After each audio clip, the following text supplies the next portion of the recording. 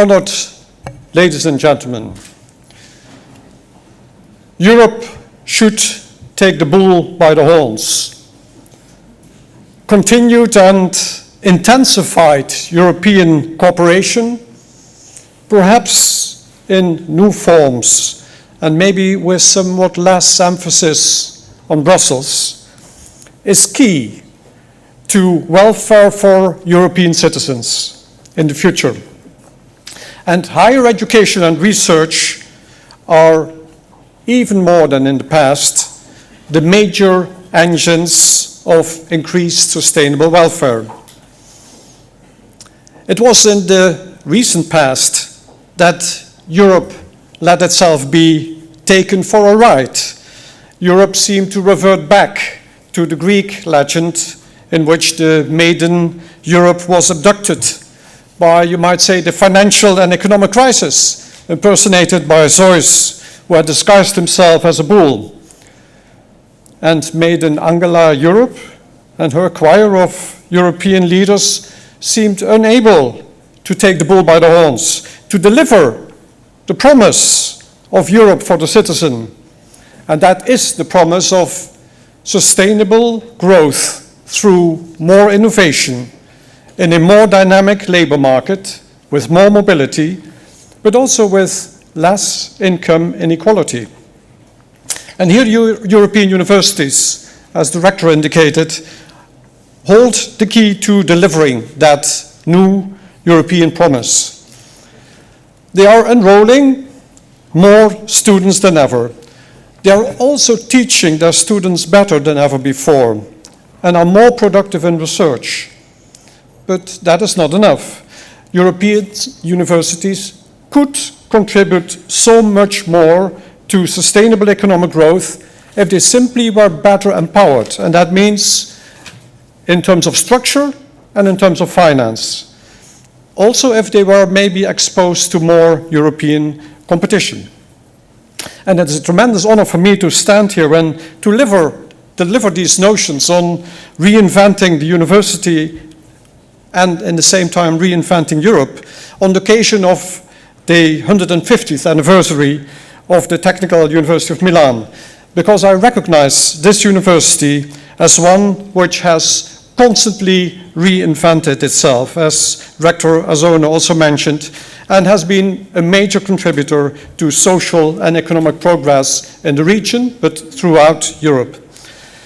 The latest move by introducing the English language in its teaching is an expression of the responsibility the university feels towards, and what is it?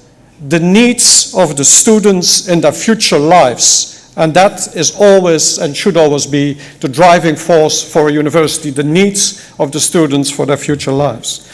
So you have been listening now quietly. What I am going to do is to just draw you in. I have a quiz question for you. So take one of the answers, the potential answers to the question, why and from what do we need to do things different, needs Europe saving from, and choose an answer. First, the answer is, well, actually, things are fine. You may choose that one. Second is not to become irrelevant in world trade and lose the potential of sustainable economic growth. And that's actually a way of saving Europe from itself, from its indolence. The third is one which maybe you also found in the newspapers. We should be careful because the Chinese buy us up and may treat us as a region for exploitation, by the way, as we have done with China some decades ago. Or maybe the last one, we are anyway doomed, the last days of the empire. So please choose one of those. And remember, Europe is experiencing this bumpy ride. The appreciation for Europe as an example for emerging economies and developing countries has waned in the past decade. I've witnessed that at my job at the World Bank, but also throughout my travels in the world. And sometimes, actually quite often, it's looked down at as a continent in decline. And this appreciation actually is very much the mirror image of the feelings of Europeans, with increasing pessimism, an increasing lack of self-confidence, and with an increasing hesitation on further European cooperation, reflected in the positions of political parties in Europe. I worry about the European parliamentary elections, in which it might very well be shown that the so-called stone throwers, the people who are against Europe without an idea, are going to have a substantial seat. Something we call Euroscepticism is in the air, which goes hand in hand with increased nationalism and a whiff of xenophobia, while the objective circumstances call for more integration as a safeguard against the odds of globalization. Euroscepticism seems to have been a self-propelling force, and we call that erosion, the gradual mudslide of Europe into the abyss of renewed nationalism, and as a result, a decrease in welfare. At the surface, Europe seems to be in good shape. In 2004, no less than 59% of the European citizens described themselves as Europeans. 69% feel an attachment to Europe, 72% are proud to be a European, while at the same time, when you scratch the surface, you see that the European institutions, Brussels, is the ire of the European citizen. People may still like Europe, but they dislike increasingly the European institutions, the Parliament, Commission, Council, courts. And this distrust is on the increase in the period 2000 to 2009.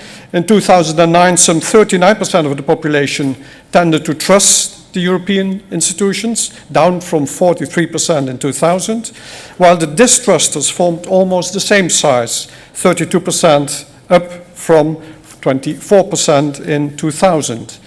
But the most disconcerting of all is the increased pessimism. And that was even already starting before the present crisis. The expectations of Europeans for the next 12 months, asked in questionnaires, on their life in general, on the economy in their country, the financial situation in the household, employment in the country, personal job situation, show an almost doubling of pessimism. In 2012, I started to organize something called the Vibrant Europe Forum, and that expressed the desire for Europe as follows, and that gives you already also a kind of answer, my answer to the quiz question. The relative power of even the largest EU member states have dramatically diminished. This also applies to Germany. This also applies to Italy, of course also the UK and France. In the old world of the G7, they would come together and they would make big decisions about the world. G7, more than half of the members were EU states. Do you hear ever from the G7? No, you hear about the G20. And how many of the European states are involved there? That is 1/5 of the members are now European. We have become less relevant. With Europe only amounting to 8% of the world's population, individual European countries will have less and less leverage on the world stage. And Europe as a whole faces that choice of either hanging together or to remain influential and relevant by actually working together. But if they don't work together, they succumb one by one to the whims and demands of other world powers. And how can we explain then, against that background, that increasing Euroscepticism and European pessimism? Why nationalism, which is a form of shooting yourself in the foot? And why the support for the slightly xenophobic parties in the European Union countries that has already led visibly to a decrease in their competitiveness? Euroscepticism and nationalism appear at worst suicidal and at best masochistic. Now, the past decades showed considerable economic growth and also convergence between European countries. And that was in Europe, even though since 1980, job security of lower skilled labor decreased, and income inequality started to increase, albeit slowly. In such a case, one would expect that income groups at the lower end of the distribution would increasingly question Europe as an investment which pays dividends for them. Europe became indeed less popular among people with lower incomes that felt threatened in their job security and became more concerned about crime. And that European skepticism emerged in particular in countries where then were net payers to the European Union. In the past 5 years, something really, in my view, very difficult originated. Euroscepticism, bordering on Eurodia, got a new thrust in countries which are in danger of a default. They felt that, and still feel that, they are subjected to too harsh austerity.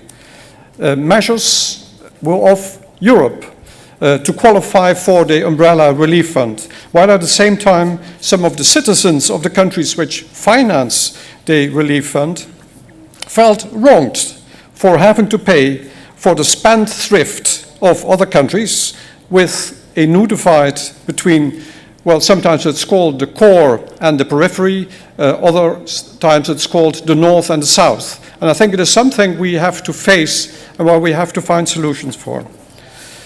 Europe needs new optimism and new hope, with higher sustainable economic growth, a more equal distribution of income and wealth, and with increased social mobility, while at the same time restoring trust in European institutions through a better organization of Europe, closer to the citizen. So that is where the challenge then lies for the university. So let me now, and you had already a peek, grade your question. So no need to save Europe, grade 0, sorry. Not to become irrelevant in the world trade and lose the potential of sustainable economic growth. That is what it is about, a 10. The Chinese will otherwise buy us up and treat us as a region for exploitation. You may have seen the discussions when Europe was in financial trouble. Grade 5, we are doomed anyway, also grade 0. So maybe you can show your hand if you had a 10.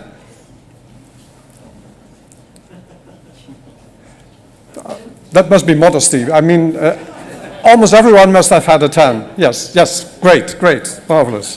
But now I go to a more difficult question. I try to bring the notions to you with quiz questions. So, okay, we need more sustainable economic growth, less income inequality, but what does it take? And then choose from the following answers. Take 1, greening the economy in a European approach. European rules on macroeconomic policy as they are being instituted, but in a very careful way, European labor market policies, or investing in knowledge that translates into business. So take 1, keep it in your mind, because we'll come back to it. You now know how it works. Europe has achieved that unprecedented economic growth in the period 1820 to 2009. Long period. Unprecedented growth. Total accumulated economic growth in Europe has been higher than in any other part in the world. After the Second World War, something amazing happened, because in Western European countries, incomes converged quickly towards those in the US. Some 200 million people later on in the poorer South and East grew closer to those in advanced Europe. Win-win. Another 100 million in southeastern Europe are already benefiting from the same aspirations and similar institutions that have helped almost 500 million people achieve the highest standards of living on the world. Recognized worldwide by economists, by people who look at this as just a miracle. There has been a European miracle. And the point is, that need not be over yet, if we pay attention to the challenges and weaknesses, in other words, if we follow a strategy. In the Vibrant Europe Forum, many opportunities for Europe to do better were discussed, with a focus on full employment as a policy goal, including also a more balanced package of work conditions for those with lifetime contracts and those with more flexible or temporary contracts. Labor market policies, or you might also say the countries, have to recognize that jobs defined as a certain set of tasks are disappearing more rapidly as a result of technological and market change. A job, as in that definition, may not last for longer than 5 years. And the cost then of lifetime employment, which goes contrary to this, the job doesn't exist, but the employment is still there, may simply be insupportable for some of the employers.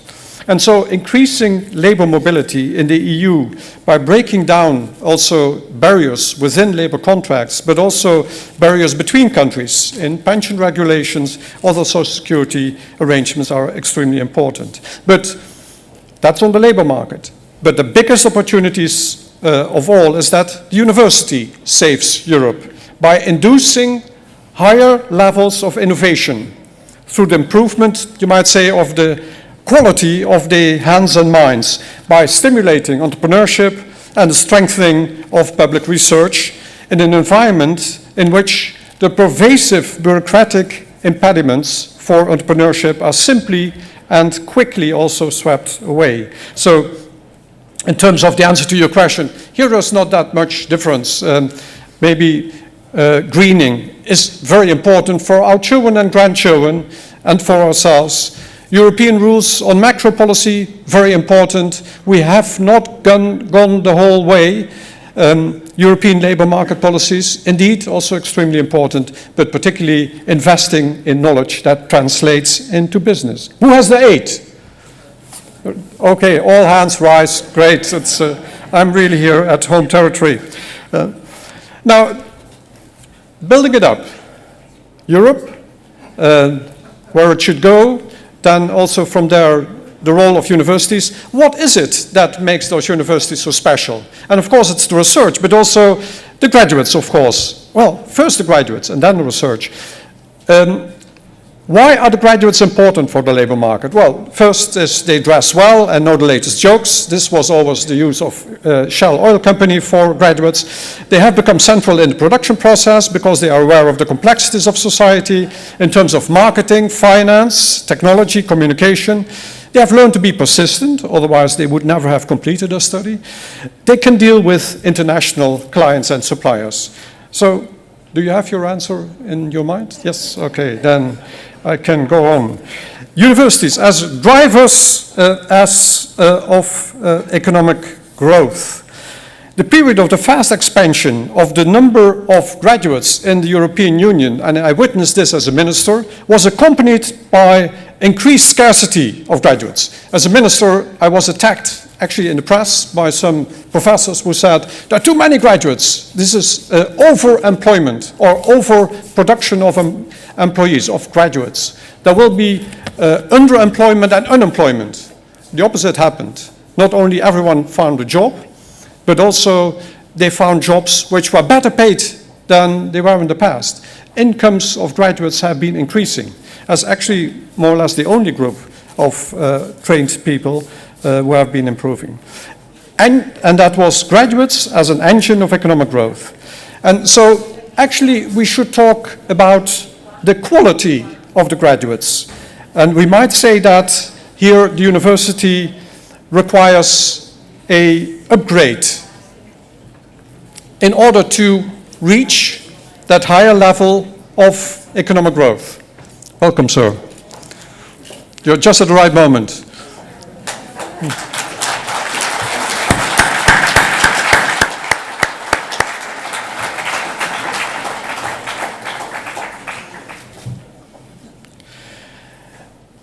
The potential for universities, if they could make the upgrade, and some of that upgrading could be seen in what Rector Azone showed, if they can make that upgrade European-wide, might lead to an additional 1 to 2% of economic growth. And that is not a fable. Actually, the one thing he didn't mention is that definitely in Italy, but all over Europe, universities are underfinanced, are really underfinanced with the view that additional financing might have a substantial rate of return, might have an additional rate of return what is it, of an investment you like, 5%, maybe 10%, in that order of magnitude. So in that respect, I do feel that particularly there is here also for Italy and Greece, those are the two countries which are lowest at the bottom of per student expenditures. Well, no, not per student expenditures, because there are very poor countries who have lower, but per student expenditures divided by per capita income. So as effort in the country, Italy is not doing its thing, I would say. By the way, also the Netherlands is not doing its thing, so don't think I just am picking on you. This is a much more generic European picture. And the general picture for high quality university education is then emerging as follows. And that was also, I thought, very nicely in the presentation. What does the labor market require? And we have lots of research on this. Cognitive achievement and knowledge, yes. But work is generally done in communication and cooperation with others. So learn how to work together, teamwork. Of course, the one thing is always problem solving. It's not a matter of just knowing what the background is, but how to apply that background to a specific problem.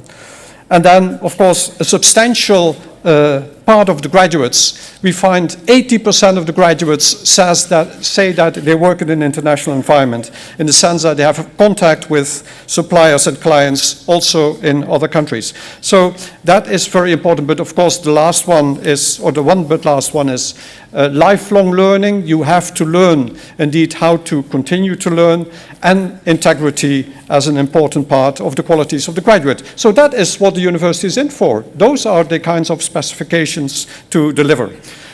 And universities indeed spend little or no time on entrepreneurship in degree courses, other than those in the business domain, while at the same time, mostly enterprises will bring about jobs and export earnings. And this is different from the past.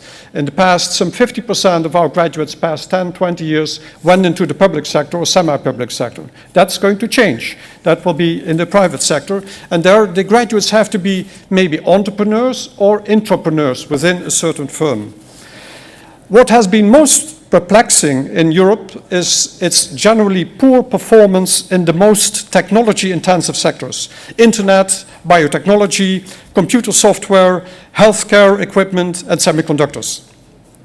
Europe's young leading innovators, they are called YOLIs for short, are as R&D intensive as those in the US, if you look at it. But Europe has not only just fewer, has no more than 10% those of the US.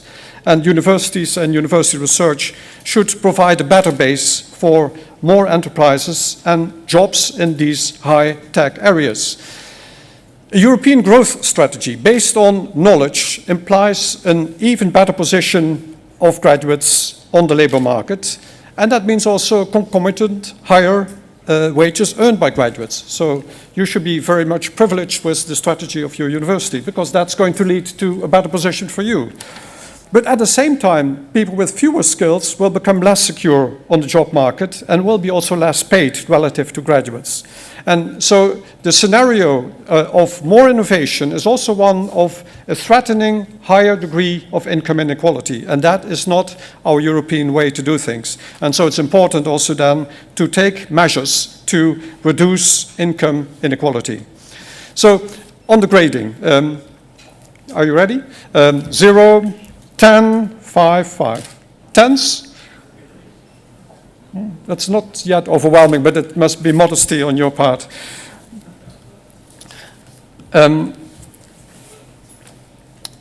How you have to, well, maybe I should come here also when I look at the time to a conclusion. Simply where I did write a paper, it's in your file. I hope I have now given you a kind of a feeling of where I'm going to.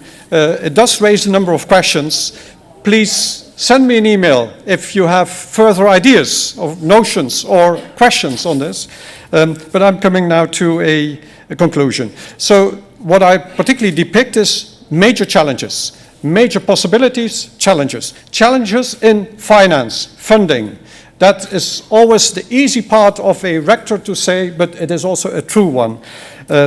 Also in terms of the organizational form, autonomy in a way in which responsibility can be borne. With a role for the European Union, yes. Eurobonds, maybe yes, for university research, for university training. Structural funds, cohesion funds, yes, far more dedicated to research and innovation. But just to make sure, who had 28 points? Also here, this must be modesty. I was going to ask for more than 28 points, but that was only for those who can't count. And anyway, those with 28 points got an additional drink, isn't it? So I'm coming now to a conclusion. My conclusion is actually going back to your past. That is the poet Ovid. He wrote of Jupiter, the Roman king of the gods, who tried to hide that proclivity for young women from his wife Hera by disguising himself as a white bull when abducting the young maiden princess by the name of Europa from what is now Lebanon. And that image can be paraphrased when thinking of Europe as that frightened maiden taken for a ride by the bull of the financial crisis in that world of globalization. And then it is the frightened maiden looks backwards on the shore and hears the tumbling billows round her roar. And still she holds him fast, one hand is borne upon his back, the other grasps a horn, her train of ruffling garments flies behind, swells in the air and hovers in the wind. That is taking the bull by the horns with knowledge as central for a European future full of promises, and universities as playing a decisive role in creating that vibrant Europe, and indeed, if properly empowered. Thank you so much.